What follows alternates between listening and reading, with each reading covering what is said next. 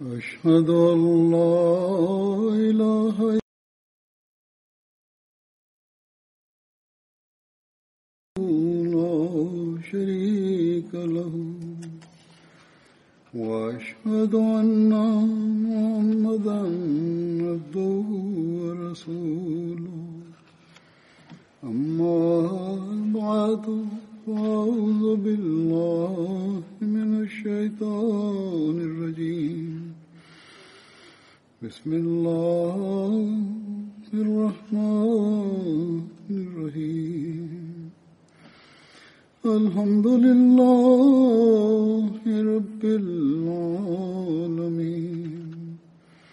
الرحمن الرحيم مالك يوم الدين إياك نعبد وإياك نستعين اهدنا الصراط المستقيم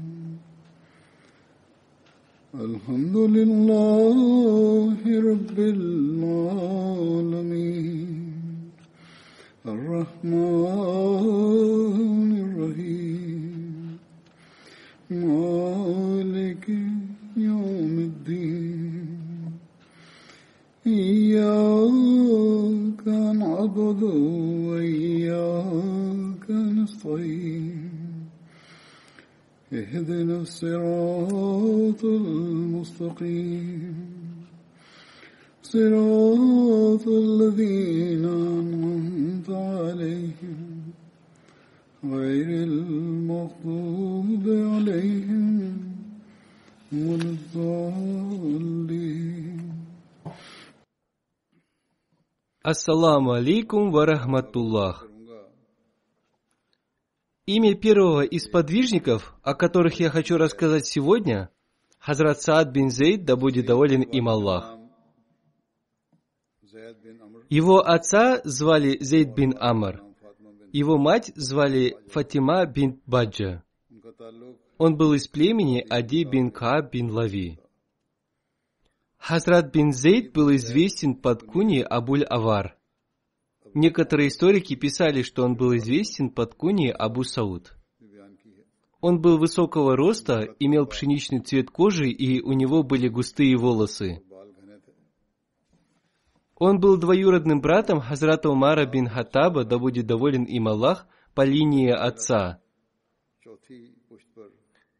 В его родословной в 4-м поколении род Нуфейли соединяется с родом Хазрата Умара, да будет доволен им Аллах.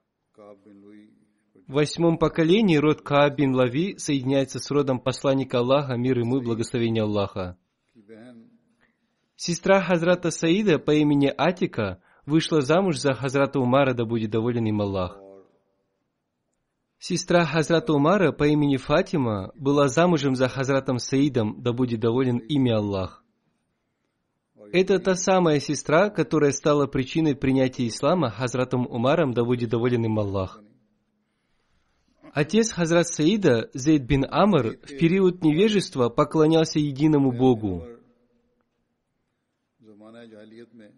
Он находился в поисках религии Хазрата Ибрагима, мир ему. Он говорил, что его Богом является Бог Хазрата Ибрагима, мир ему, и его религией является религия Хазрата Ибрагима, мир ему.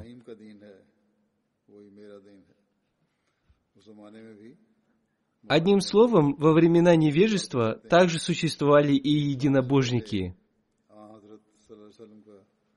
Некоторые дети спрашивают, какую религию исповедовал посланник Аллаха, мир ему и благословение Аллаха, до ислама и кому он поклонялся. Посланник Аллаха, мир ему и благословение Аллаха, был самым великим единобожником. Он поклонялся только одному единому Богу. Зейд бин Амр остерегался всякого рода пороков и безнравственности. Он также удерживал себя от пожертвований многобожников. Однажды, еще до возникновения ислама, он встретился с посланником Аллаха, мир ему и благословение Аллаха. Об этом в Сахих Бухари повествуется следующее. Хазрат Абдулла бин Умар повествует: однажды посланник Аллаха, мир ему и благословение Аллаха, встретился с Зейдом бин Амр бин Суфейлем в местности Балда. В то время посланник Аллаха, мир ему и благословение Аллаха, еще не получал откровений, то есть он еще не притязал на пророчество. Балда — это долина, которая находится к западу от Мекки. Она находится между Меккой и Тамимом. Там посланнику Аллаха, мир ему и благословение Аллаха, приготовили угощение, но он отказался от него. Зейд сказал, что он тоже не употребляет такой пищи. То есть это была пища, принесенная в жертву идолам. Он сказал, что употребляет только ту пищу, над которой произнесено имя Всевышнего Аллаха. Посланник Аллаха, мир ему и благословение Аллаха, проявив осторожность, отказался от этой пищи, поскольку она была приготовлена из мяса животного, заколотого не во имя Всевышнего Аллаха. Зейд тоже сказал, что и он не употребляет той пищи, над которой не было произнесено имя Всевышнего Аллаха. Далее Хазрат Абдулла бин Умар повествует: Зейд бин Амр считал оскверненной жертву, принесенную курайшитами. Он говорил им: Всевышний Аллах сотворил коз, Он же ниспослал воду с небес, Он же вырастил траву для коз. Как же вы смеете закалывать их с другим именем, а не с именем Аллаха?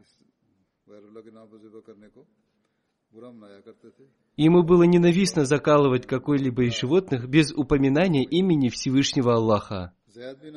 Он считал это большим грехом. Когда Зейд бин Амр отрекся от неверия и многобожия, он совершил дальнее путешествие в поисках истины. В Сахих Бухари повествуется о подробностях его путешествия. Хазрат Ибн Умар повествует: Зейд бин Амр бин Нуфейль в поисках истинной религии отправился в Сирию, и там он встретился с одним ученым-иудеем. Он расспросил его о его религии и уже хотел избрать ее для себя, однако этот ученый-иудей сказал ему: «Наша религия уже подверглась порче, поэтому не избирай ее, иначе и ты тоже окажешься под гневом Всевышнего Аллаха». Зейд сказал ему: «Я избегаю гнева Всевышнего Аллаха и не в силах вытерпеть его недовольство». Затем Зейд спросил его: «Существует ли еще какая-нибудь религия?» Ученый-иудей ответил ему: «Человек должен быть ханифом, единобожником». Зейд спросил его: «Кто такой ханиф?»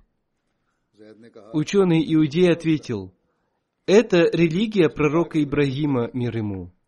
Он не был ни иудеем, ни христианином и поклонялся единому Богу».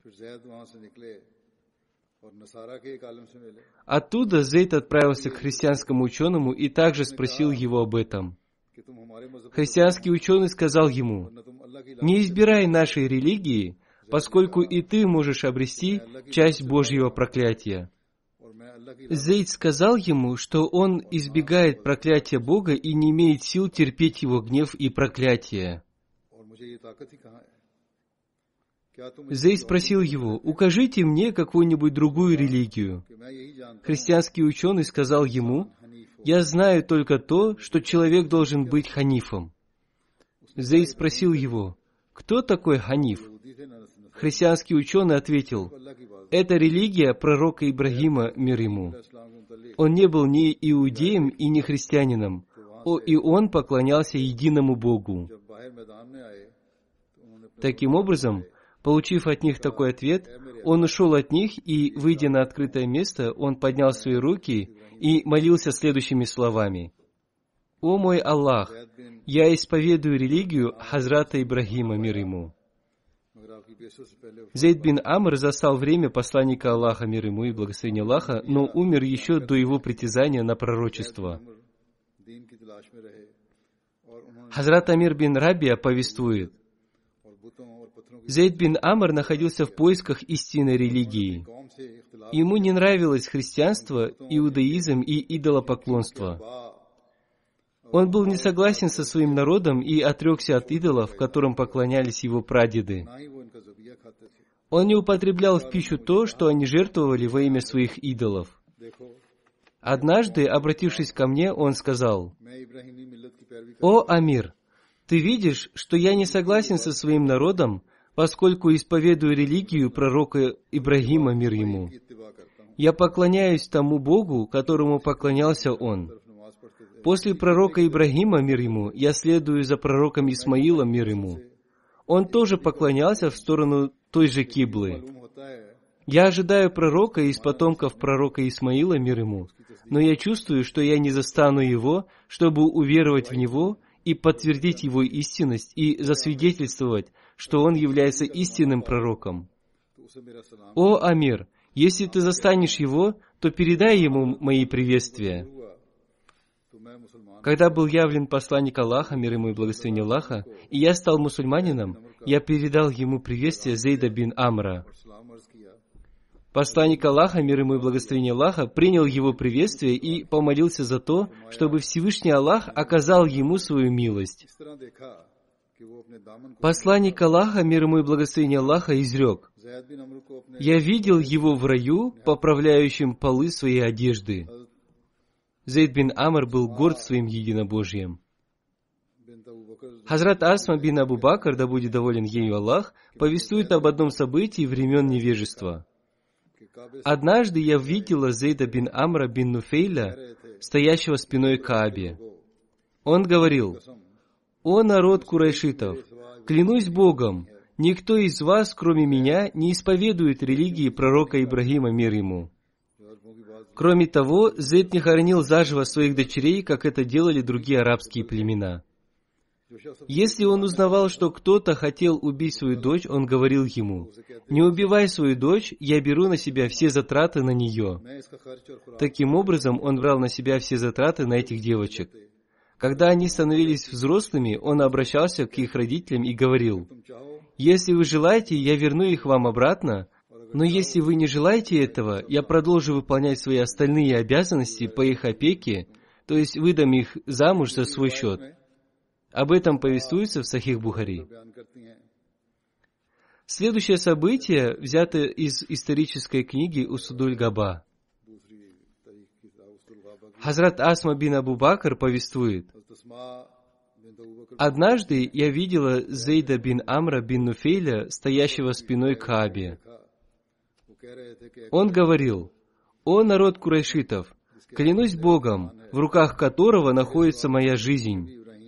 Никто из вас, кроме меня, не встретил утро, будучи сторонником религии пророка Ибрагима, мир ему. О Аллах, если бы я знал любимый тобой путь поклонения, то я следовал бы ему, но я не знаю об этом пути». Он совершал поклонение на своей ладони. Саид бин Мусайб повествует: Зейд бин Амр умер за 5 лет до появления посланника Аллаха, мир ему и благословение Аллаха. Во время его смерти курайшиты перестраивали Каабу. Находясь при смерти, он говорил: «Я умираю, исповедуя религию пророка Ибрагима, мир ему». Это были воспоминания об отце Хазрата Саида бин Зейда. Хазрат Саид получил высокий статус благодаря тому, что добродетели его отца были сохранены в истории, поэтому я и рассказал о нем. События из его жизни были зафиксированы в Сахих Бухари. А теперь я продолжу воспоминания о Хазрате Саиде бин Зейде.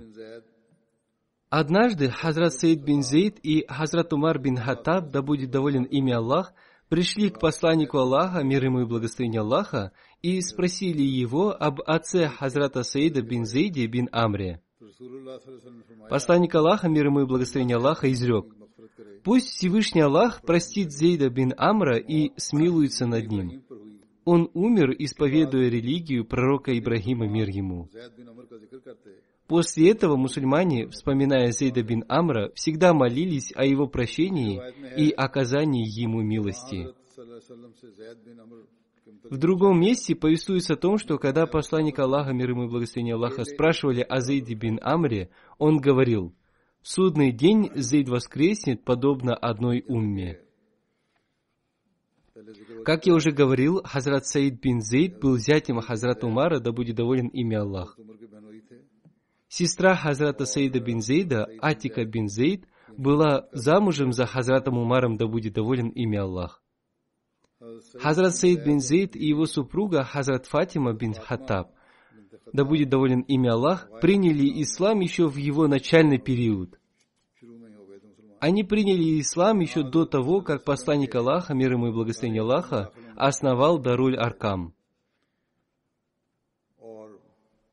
Как уже было сказано выше, супруга Хазрата Саида стала причиной принятия ислама Хазратом Умаром. Я рассказывал об этом подробно в повествовании о Хазрате Хабабе бин Арте. Сегодня я рассказываю о Хазрате Саиде, и поэтому еще раз вкратце коснусь этой темы.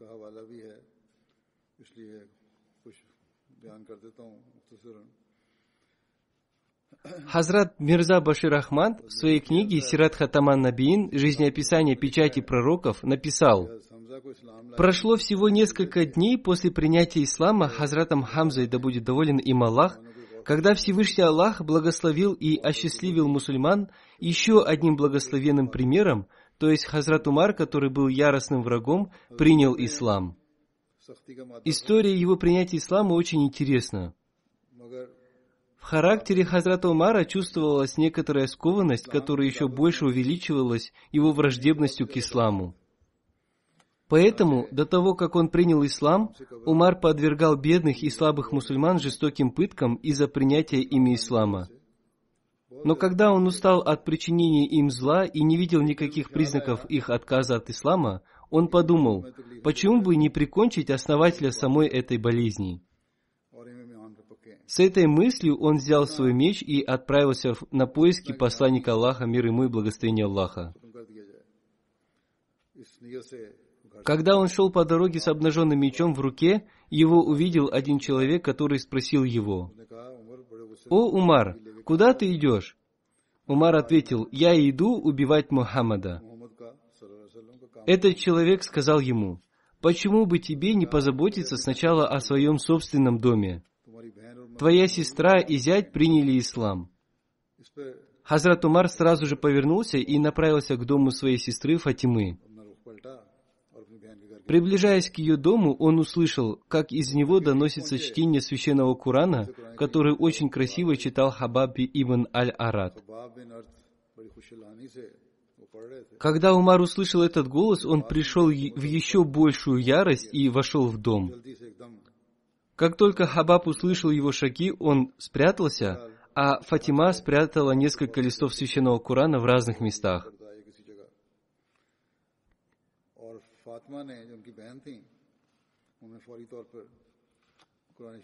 Войдя в дом, Хазрат Умар закричал: «Я слышал, что ты оставила свою веру». Затем он напал на своего зятя Саида бин Зейда. Пытаясь защитить его, Фатима поранилась, но, несмотря на это, она вышла вперед и мужественно сказала: «Да, Умар, мы стали мусульманами. Делай, что хочешь, мы не оставим ислам».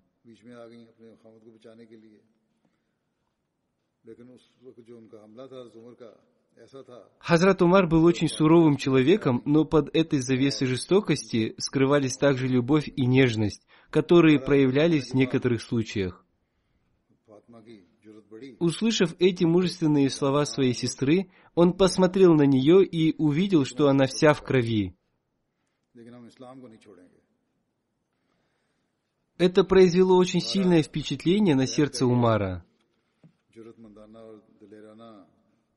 После недолгого молчания он сказал сестре: «Покажи мне эти слова, которые ты читала». «Я не буду этого делать», — ответила Фатима, «потому что ты уничтожишь эти листы». Умар ответил: «Нет, нет, пожалуйста, покажи мне их, я верну их вам обратно». «Но ты нечист», — сказала Фатима. К священному Корану нужно прикасаться в состоянии чистоты. उन्होंने जवाब दिया कि नहीं, Сначала соверши полное омовение, потом можешь прочитать их. तो इस पर उस फातिमा ने कहा फिर भी इस तरह नहीं दिखाया जा सकता, पहले तुम जाके गुस्ल कर लो फिर देख। После того, как Умар совершил полное омовение, Фатима положила перед ним листы священного Корана. तो उस फातिमा ने कुरान की Взяв их в руки, он увидел, что это были начальные строки суры Таха. उठा के देखा, И Хазрат Умар начал читать их с благоговейным трепетом в сердце, и каждое слово глубоко тронуло сердце этого человека с доброй душой. दिल के साथ उन्हें पढ़ने लगे और जब पढ़ना शुरू किया तो फितरत सही थी। Читая, Хазрат Умар дошел до следующих слов. और हर लफ्ज उनके दिल में उतरता गया और पढ़ते पढ़ते जब इस आयत पर पहुंचे, ये दो आयत हैं कि इन्ननी «Воистину, это я, Аллах. Нет Бога, кроме меня. Поклоняйся же мне и выстаивай молитву для поминания моего. Воистину, час наступающий. Я едва скрываю его, чтобы каждой душе было воздано за то, о чем она старается». मेरे सिवा और कोई काबिल परस्तिश नहीं, बस तुम्हें चाहिए। Когда Хазрат Умар читал эти строки, у него словно открылись глаза, и внезапно пробудилось то, что было скрыто глубоко внутри него. Обессилевшим голосом он сказал: «Какие это удивительные и святые слова!»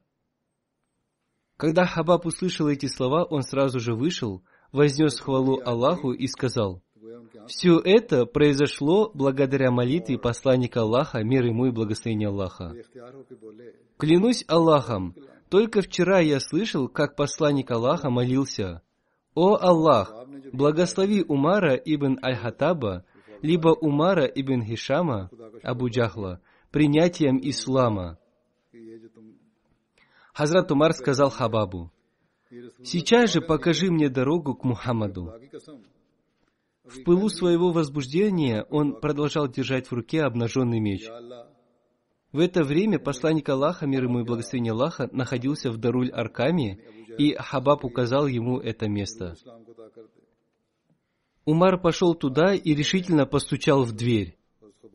Когда сподвижники посмотрели в щель двери и увидели Умара, держащего в руке обнаженный меч, они не хотели открывать дверь, но посланник Аллаха, мир ему и благословение Аллаха, сказал: «Откройте дверь». Хазрат Хамза тоже сказал: «Откройте дверь». Если он пришел с чистыми намерениями, то это хорошо. А если его намерения злы, клянусь Аллахом, я отрублю ему голову его же собственным мечом. Дверь открыли, и вошел Умар с обнаженным мечом в руке. Увидев его, посланник Аллаха, мир ему и благословение Аллаха, вышел вперед и, взявшись за плащ Хазрата Умара, сильно дернул его и сказал: «О Умар, с каким намерением ты пришел?» «О посланник Аллаха, — ответил Умар, — я хочу стать мусульманином». Услышав эти слова, посланник Аллаха, мир ему и благословение Аллаха, испытал большую радость и сказал: «Аллаху Акбар!» И его сподвижники тоже крикнули «Аллаху Акбар» настолько громко, что горы Мекки ответили эхом. Хазрат Саид тоже стал причиной принятия ислама Хазратом Умаром, да будет доволен ими Аллах. Хазрат Саид был тоже одним из первых сподвижников, совершивших переселение в Медину, и он остановился в доме Хазрата Рифа бин Абдуль-Мунзира, брата Хазрата Абу Лубабы. Посланник Аллаха, мир ему и благословение Аллаха, сделал его побратимом Хазрата Рафи бин Малика, согласно другой версии, побратимом Хазрата Абай бин Каба. Хазрат Саид бин Зейд бин Амр не принимал участия в битве при Бадре, но, несмотря на это, посланник Аллаха, мир ему и благословение Аллаха, выделил ему часть трофеев. Поскольку посланник Аллаха, мир ему и благословение Аллаха, в какой-то мере причислил этих сподвижников к участникам битвы при Бадре, либо выделил им долю из трофеев этой битвы, Поэтому и я тоже причислил их к участникам этой битвы. О причине его неучастия в битве при Бадре я рассказывал в повествовании о Хазрате Талхе бин Убайдулле. С тех пор прошло уже 2-3 месяца, и поэтому я считаю уместным и необходимым снова рассказать об этом.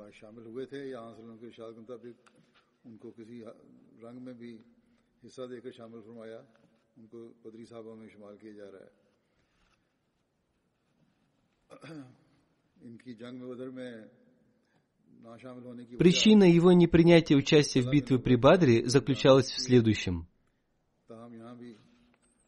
Посланник Аллаха, мир ему и благословение Аллаха, предполагал, что караван курайшитов отправился из Сирии. Посланник Аллаха, мир ему и благословение Аллаха, за 10 дней до своего отъезда в Бадр отправил Хазрата Талху бин Убайдуллу и Хазрата Саида бин Зейда с целью разузнать об этом караване. Они отправились туда и остановились в местности под названием Хаура. Эта местность находилась возле Красного моря. Через эту местность проходили караваны из Хиджаза и Сирии. Этот караван тоже проходил там.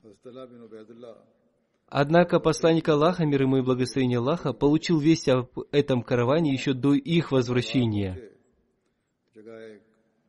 Посланник Аллаха, мир ему и благословение Аллаха, получив эту весть, отправился встретить караван курайшитов вместе со своими сподвижниками.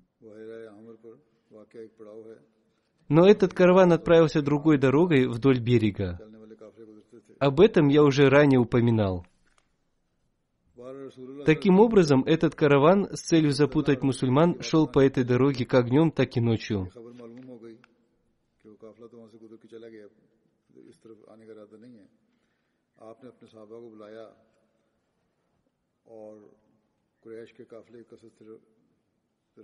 Хазрат Талха бин Убайдулла и Хазрат Саид бин Зейд отправились в Медину, чтобы сообщить посланнику Аллаха, мир ему и благословение Аллаха, информацию об этом караване.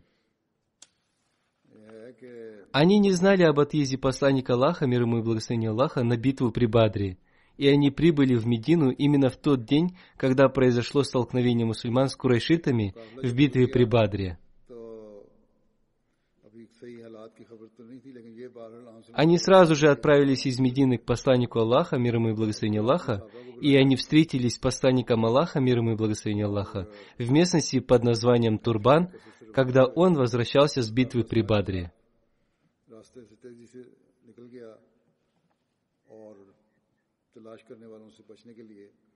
Долина Турбан находится в 19 милях от Медины.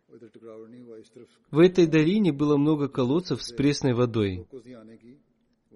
По пути в Бадр посланник Аллаха, мир и благословение Аллаха да пребывает с ним, останавливался там.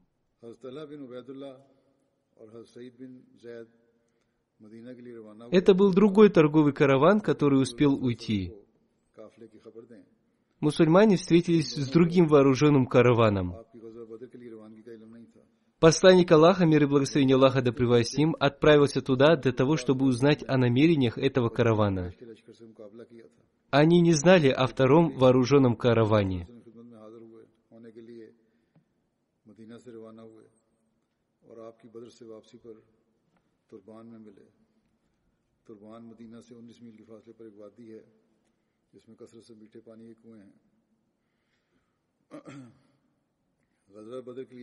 По этой причине Хазрат Талха и Хазрат Саид не смогли принять участие в битве при Бадре, но тем не менее, как я уже сказал, посланник Аллаха, мир ему и благословение Аллаха, выделил им трофеи, полученные в этой битве, и их обоих считали участниками битвы при Бадре.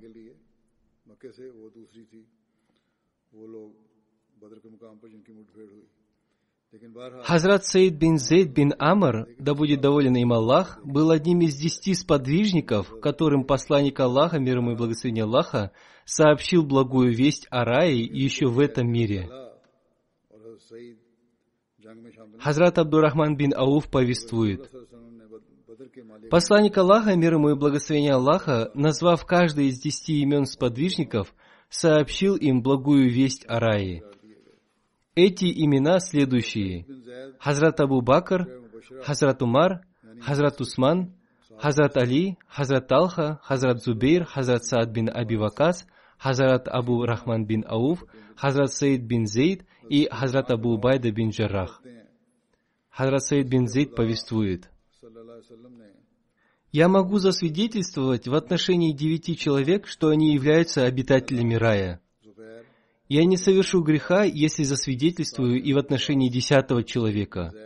Его спросили: «Как ты можешь так говорить?»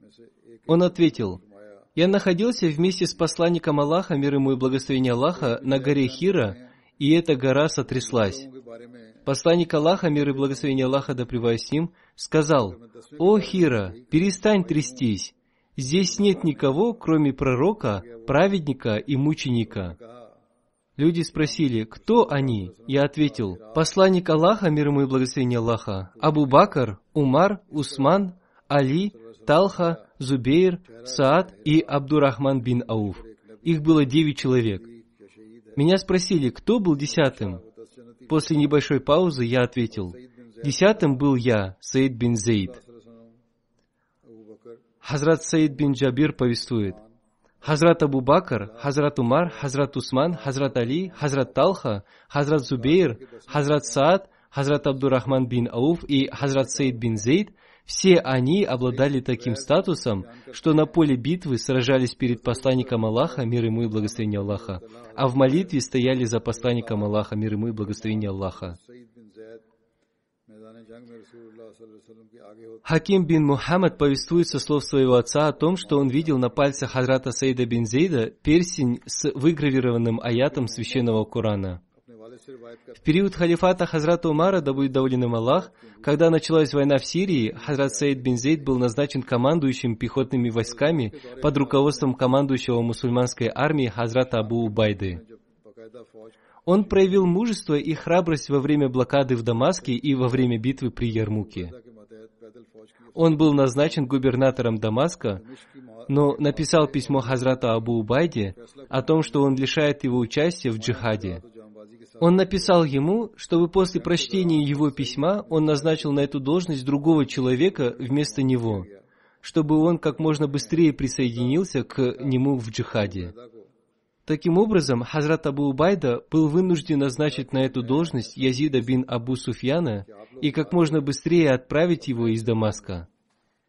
Так Хазрат Саид бин Зейд вновь присоединился к ним и принял участие в войне. Хазрат Саид бин Зейд стал очевидцем многих смут и переворотов. Но он отстранялся от этих всех смут благодаря своей богобоязненности и воздержанности. При этом он свободно и без стеснения выражал свое мнение. Однажды, после мученической смерти Хазрата Усмана, да будет доволен им Аллах, находясь в мечети Куфы, он сказал: «Не стоит удивляться, если гора Ухуд сотрясется из-за того, что вы сделали с Хазратом Усманом». Точно так же, однажды, когда Мугира бин Шуба, находясь в соборной мечети Куфы, оскорбительно отзывался о Хазрате Али, Хазрат Саид бин Зейд, обратившись к нему, сказал: «О Мугира бин Шуба! О Мугира бин Шуба! О Мугира бин Шуба! Я слышал, как посланник Аллаха, мир ему и благословение Аллаха, сообщал благую весть о рае своим 10 сподвижникам, и одним из них был Хазрат Али». Хазрат Саид бин Зейд был одним из тех, чьи мольбы были приняты. Однажды он был обвинен в отнятии у кого-то участка земли. Подробности этого события следующие.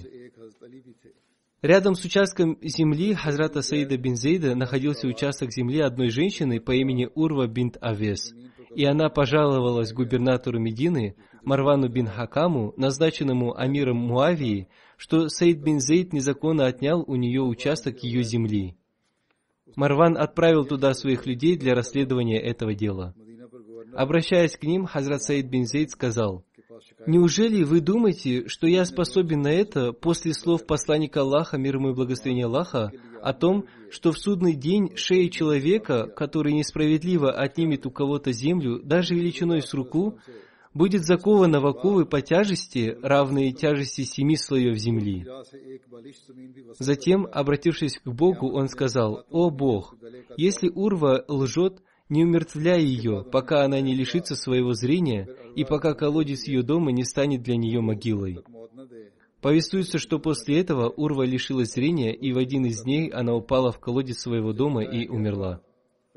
После ее смерти в Медине стала известной поговорка: «Пусть Аллах ослепит тебя, как Он ослепил Урву». Хазрат Саид бин Зейд умер в пятницу в 50 или 51 году по хиджре в возрасте 70 лет. Некоторые считают, что он был в возрасте старше 70 лет. Он постоянно жил за городом Медина в местности Акик. На арабском полуострове сосредоточено много долин, и одной из таких долин, находящихся рядом с Мединой, является долина Акик. Эта долина протянулась от юго-запада до северо-востока Медины. Все долины Медины входят в эту долину. Повествуется, что Хазрат Абдулла бин Умар готовился к пятничной молитве, когда до него дошла весть о смерти Хазрата Саида бин Зейда. И он не пошел на пятничную молитву, а отправился в долину Акик. Тело Хазрата Саида бин Зейда омыл Хазрат Саад бин Аби Вакас. Его тело принесли в Медину на плечах людей. Хазрат Абдулла бин Умар совершил его погребальную молитву, и он был похоронен в Медине. Еще в одном месте повествуется, что Хазрат Абдулла бин Умар готовился к пятничной молитве, когда узнал о смерти Хазрата Саида бин Зейда, и он сразу же отправился к нему домой. Не совершив пятничной молитвы, он омыл его тело, надушил благовониями и совершил его погребальную молитву. Айша бин Саад повествует: Хазрат Саад бин Аби Вакас омыл Хазрата Саида бин Зейда и надушил его благовониями.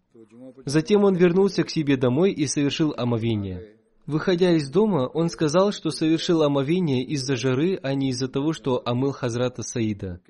Его погребальную молитву совершил Хазрат Абдулла бин Умар. Хазрат Саад бин Аби Вакас и Хазрат Абдулла бин Умар спустились в его могилу, чтобы уложить его тело в нишу могилы. Хазрат Саид бин Зейд в разное время был женат 10 раз. У него было 13 сыновей и 19 дочерей. Следующий сподвижник Хазрат Абдурахман бин Ауф, да будет доволен им Аллах. Сегодня я расскажу о нем коротко. Во времена невежества его звали Абди Амар или Абдуль Каба. После принятия им ислама, посланник Аллаха, мир ему и благословение Аллаха, назвал его Абдурахманом. Он был из племени Бану Зухра бин Калаб. Сахла бинт Асим повествует: Хазрат Абдурахман был светлокожим. У него были красивые глаза, длинные ресницы и длинный нос. Его верхние и передние клыки были длиннее остальных зубов. У него были длинные волосы. И у него была длинная шея, длинные крепкие руки и толстые пальцы. Ибрагим бин Саад со слов своего отца повествует: Хазрат Абдурахман был высокого роста, имел белый цвет кожи с красным оттенком. Его кожа была мягкой. Он не красил своих волос. Повествуется, что он был хромым на одну ногу. Он был ранен в битве при Ухуде и поэтому хромал. Хазрат Абдурахман бин Ауф был одним из 10 сподвижников, которым посланник Аллаха, мир ему и благословение Аллаха, еще в земной жизни сообщил благую весть о рае. Он также был одним из 6 сподвижников, которые были назначены Хазратом Умаром для выбора халифа. Хазрат Умар говорил о них, что посланник Аллаха, мир ему и благословение Аллаха, был доволен ими во время своей смерти. Хазрат Абдурахман бин Ауф, да будет доволен им Аллах, родился спустя 10 лет после года слона. Хазрат Абдурахман бин Ауф был одним из тех малочисленных людей, которые во времена невежества сделали алкоголь запретным для себя. Он был одним из 8 людей, которые первыми приняли ислам. Он принял ислам посредством Хазрата Абу Бакра еще до того, как посланник Аллаха, мир ему и благословение Аллаха, основал Даруль Аркам. Хазрат Абдурахман бин Ауф дважды совершал переселение в Абиссинию, Эфиопию. В Сахих Бухари повествуется со слов Хазрата Абдурахмана бин Ауфа следующее. Когда мы совершили переселение в Медину, посланник Аллаха, мир ему и благословение Аллаха, сделал меня побратимом Хазрата Саада бин Раби, который был самым богатым человеком среди ансаров. Об этом я уже рассказывал в повествовании о Хазрате Сааде бин Раби, но здесь я еще раз напомню об этом. Хазрат Саад бин Раби предложил ему взять половину его имущества. Он также предложил ему выбрать одну из его 2 жен. Он предложил ему жениться на ней после окончания срока их идата. Услышав об этом, Хазрат Абдурахман бин Ауф сказал ему: «Пусть Всевышний Аллах благословит ваше имущество и вашу семью. Я не нуждаюсь в этом. Укажите мне путь к базару, где я бы смог заняться торговлей». Хазрат Саад показал ему дорогу на базар Кейнка. На следующий день Хазрат Абдурахман пошел на этот базар и начал свою торговлю.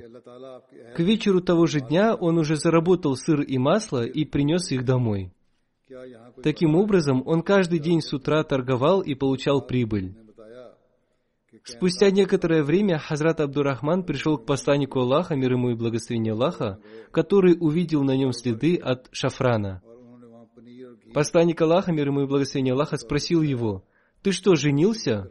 Он ответил: «Да, я женился». Посланник Аллаха, мир ему и благословение Аллаха, спросил: «На ком?»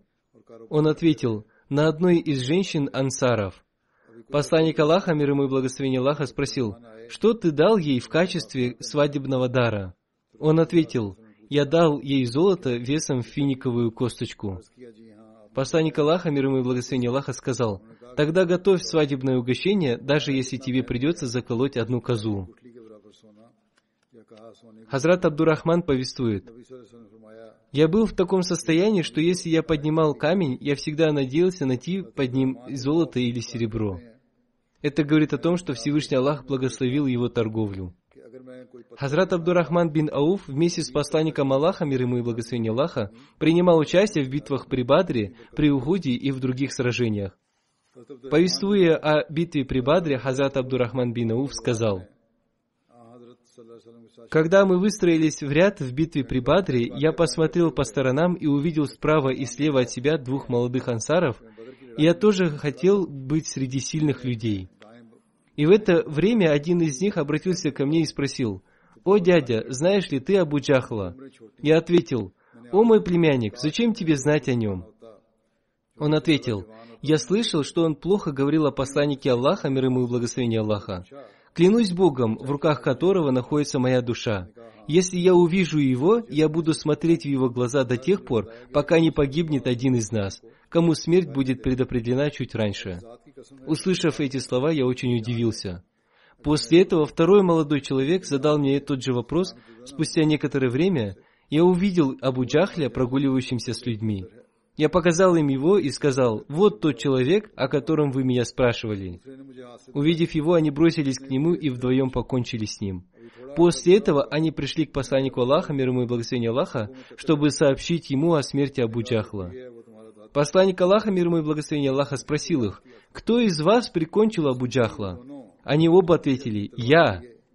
Посланник Аллаха, мир ему и благословение Аллаха, спросил их: «Вы почистили свои мечи?» Они ответили: «Нет». Увидев их мечи, посланник Аллаха, мир ему и благословение Аллаха, сказал: «Да, вы вдвоем покончили с ним». Затем посланник Аллаха, мир ему и благословение Аллаха, сказал: «Его трофеи получит Муаз бин Амар бин Джамух». Этих 2 молодых людей звали Муазами: Муаз бин Ифра и Муаз бин Амар бин Джамух. Раньше я уже рассказывал о смерти Абу Джахла, и сейчас я представлю вашему вниманию еще некоторые подробности его смерти. В некоторых повествованиях говорится о том, что 2 сыновей Афры, Муавис и Муаз, подвели Абу Джахла ближе к смерти. Затем Абдулла бин Масуд отрубил ему голову. Имам Ибн Хаджар выразил свое мнение о том, что после нападения Муаза бин Амра и Муаза бин Афры нападение совершал и Муавис бин Афра. Это было написано в книге Фатхуль Бари в комментариях к хадисам Бухари. Вспоминая об этом событии, Хазрат Обетованный Реформатор сказал: Абу Джахл был вождем племени Мекки и командующим армией неверных. Во время битвы при Бадре он построил свою армию. Хазрат Абу Рахман бин Ауф был опытным командующим. Увидев с двух сторон от себя двух 15-летних юношей из ансаров, он сказал: «К несчастью, сегодня я не могу выполнить желание своего сердца, поскольку возле меня оказались неопытные юнцы из ансаров, у которых нет никакого опыта ведения войны». Пока я пребывал в этих мыслях, один юноша похлопал меня с правой стороны. Я подумал, что этот юноша хочет что-то сказать мне. Когда я повернулся к нему лицом, он сказал мне: «Ой, дядя, нагнитесь ко мне, я хочу сказать вам что-то в ухо, чтобы никто из стоящих возле меня не услышал моих слов». Я прислонился к нему ухом, и он прошептал: «Кто из этих людей Абу Джахаль, который причинил тяготы и боль посланнику Аллаха? Я всем сердцем желаю убить его». Он еще не договорил, как другой юноша хлопнул меня рукой с другой стороны. Я наклонился в его сторону, и он тоже спросил меня: «О, дядя, кто из них Абу Джахаль, который нанес боль посланнику Аллаха? Я всем сердцем желаю убить его сегодня». Несмотря на то, что я был опытным командующим, у меня не было даже надежды на то, чтобы убить командующего Абу Джахла, находящегося в окружении опытных воинов.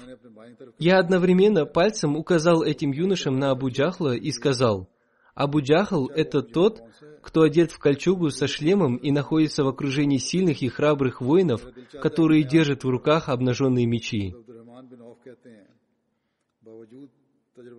Этими словами я хотел сказать им, что они еще неопытные юноши, и что поэтому убить его не в их силах.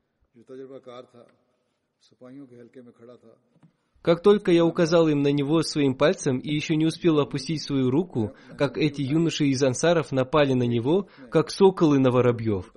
Они ринулись в его сторону между рядами. Перед Абу Джахлом стоял его сын Икрама, который тоже был опытным воином.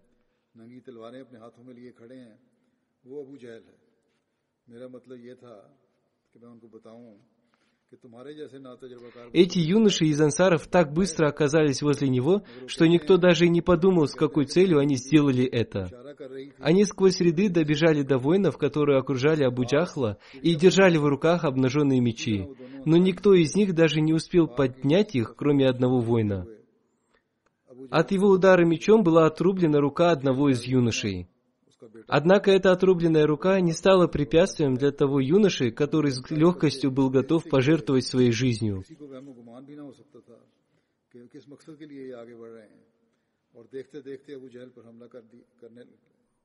Они, подобно камням, упавшим с вершины горы, сражаясь с окружавшими его воинами, напали на Абу Джахла. И они повергли командующего неверных еще до начала битвы.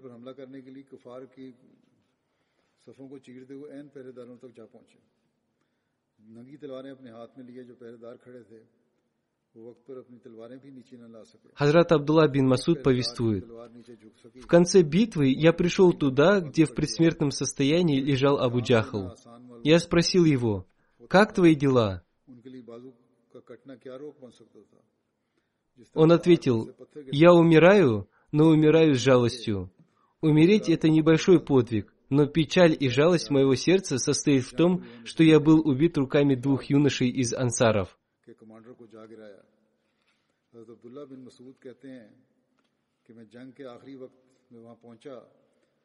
Народ Мекки считал ансаров ничтожными людьми, и поэтому он выразил печаль своего сердца этими словами.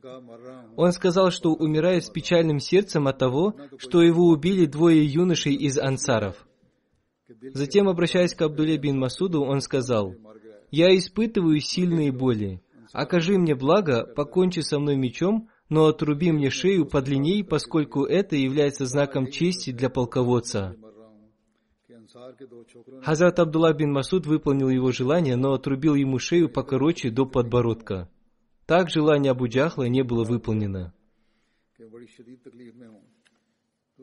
Хазрат Обетованный Реформатор рассказал об этом событии в связи с воспоминанием о принесенных жертвах и о том, как сподвижники любили посланника Аллаха, мир ему и благословение Аллаха, что даже дети желали отомстить его врагам.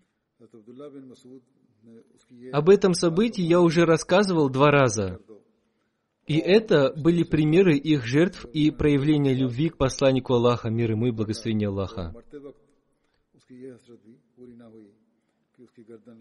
По причине этой сильной любви они совершенно не думали о своей жизни.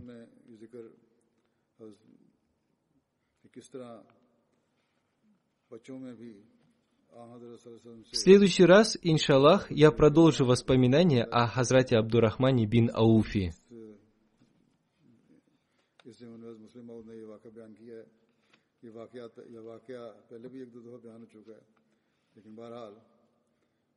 ये कुर्बानियाँ थीं, ये मोहब्बत थी और ये इश्क था इन सब का से, जिसकी वजह से उनको अपनी जानों की परवाह नहीं थी। अब्दुर्रहमान बिन औफ का जिक्र जो है बाकी इंशाल्लाह आइंदा करूँगा।